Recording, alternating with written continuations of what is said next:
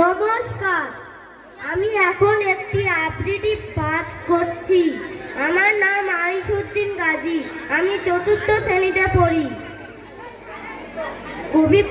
কবিতার নাম পারিব না, কবি কালীপ্রসন্ন ঘোষ। পারিব না ও কথাটি বলিও না আর, কেন পারিবে না তাহা ভাবো একবার। পাঁচজনে পারে যাহা, তুমিও পারিবে তাহা।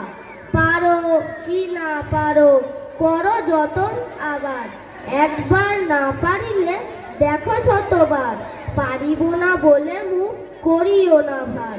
ও কথাটি মুখে যেন না শুনি তোমার, ও কথাটি মুখে যেন না শুনি তোমার। অলস অবুঝ যারা কিছুই পারে না তারা, তোমাকে তো দেখিলে তাদের আকার। তবে কেন ও কথাটি বলো বারবার।